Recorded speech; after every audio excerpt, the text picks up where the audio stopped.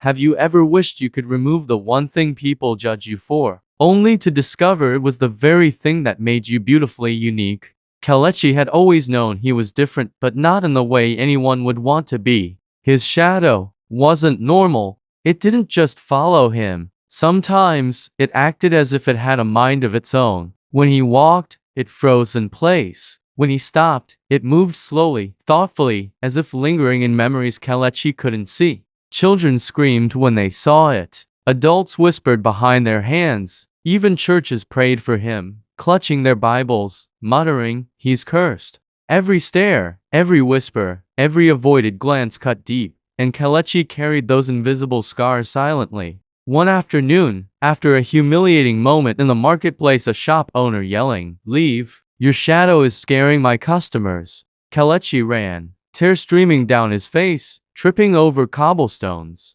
hardly noticing the rough stones against his palms. He paused at the edge of the river, watching the sunlight dance on the water, and cried out, "Why did you make me like this, God? I didn't ask to be different. I just want to be normal. I'm tired of being alone." That night, his pillow soaked with tears, he whispered once more, "God, if I could just remove this one thing, I'd give anything." Sleep came slowly, heavy with sorrow. When he opened his eyes, a gentle, golden light filled his room. An old man stood there calm, radiant, carrying a piece that seemed almost tangible, yet full of authority. "Kelechi," the man said softly, "you wish to be free from your shadow. But what will you give in exchange?" Without thinking, desperation choking his voice, Kelechi whispered, "Anything. I just want to be like everyone else." The old man placed a hand on his chest. A warmth spread through Kelechi's body, and the world went silent. Morning sunlight spilled into his room. Kelechi stepped outside and gasped. No shadow, not even a trace. For the first time, he walked through the village without the usual stares. People smiled at him, children ran to him, laughing, asking him to play. He was invited to eat at tables he had never been allowed to sit at. For a moment, it felt like healing, like answered prayer. Days passed, weeks. At first, it felt perfect. He walked taller, his heart was lighter, but slowly, an emptiness crept in. Ideas that once flowed freely became stagnant. His laughter felt hollow. Moments that should have brought joy felt gray. He would sit among friends, sharing jokes, yet a deep loneliness clung to him like a shadow that refused to disappear. One evening, beside the river where he had first cried, Kelechi whispered, "Why do I feel like I've lost myself?" Behind him, he overheard two villagers talking. Ever since Kelechi changed, he looks empty, like he's here, but his soul is gone. The words pierced him like shards of glass. He ran home, fell to his knees, and sobbed. "God, I thought losing it would make life better, but I've lost me. I don't care if the world hates it. I just want my shadow back." The light returned, gentle and unwavering. The old man appeared, his eyes soft yet knowing. "You prayed to become accepted, but in doing so, you surrendered your authenticity. Your shadow wasn't a curse. It carried your gift. Your difference was your assignment, not a punishment." Kelechi's voice trembled. "Yes, people feared it. Yes, I was alone, but at least I felt alive. I don't want to be another copy. I want to be who you made me to be, even if it costs me." "Are you sure?" the man asked. "People may still reject you." Kelechi wiped his tears. "Let them reject me. I've learned the pain of losing myself is worse than the pain of being misunderstood."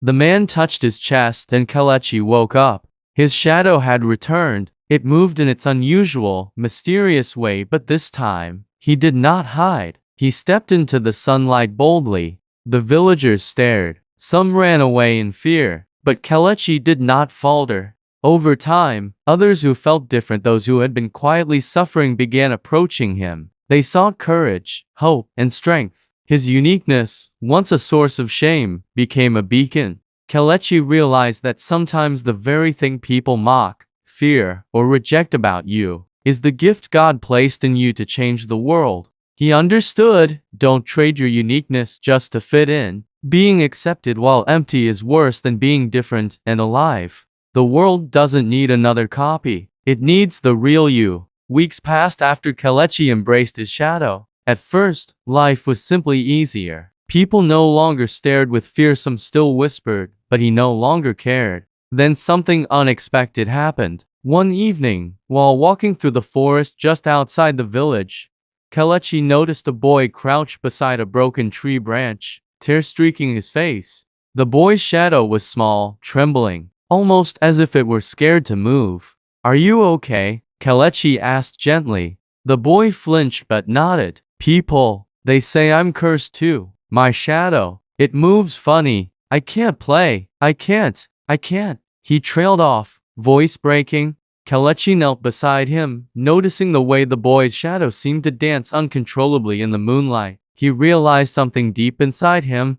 His shadow was not only a gift for himself, it was a guide for others. "Listen," Kelechi said softly, "I used to hate my shadow. Everyone did. But it taught me something. It taught me that being different is not a curse. You can't let others' fear take away your light. You must walk boldly, even if the world whispers behind your back." The boy's eyes widened, absorbing every word. Slowly, he lifted his head, watching his shadow move without fear. For the first time, he smiled. In the days that followed, more villagers came to Kelechi. Some were children with unusual shadows. Some were adults who had been silent about their differences. He taught them, guided them, and helped them embrace the very things they had tried to hide. One evening, as Kelechi walked back home, the old man appeared once more, leaning on a cane, eyes twinkling. "You see now, Kelechi," he said, "your gift was never just yours. It was meant to awaken others." Kelechi looked at his shadow dancing beside him, longer, brighter, almost alive with purpose. "I understand now," he whispered. "I was never cursed. I was called. And now, I can help others answer their call too." From that day on, Kelechi became a quiet beacon. Those who felt different, broken, or unseen would find courage by simply standing near him. And the boy by the broken tree, he became the first of many to learn that being different is not weakness, it is power. Sometimes the very thing people fear about you is the light they secretly need. If this story touched your heart, don't forget to like, share, and subscribe. God bless you.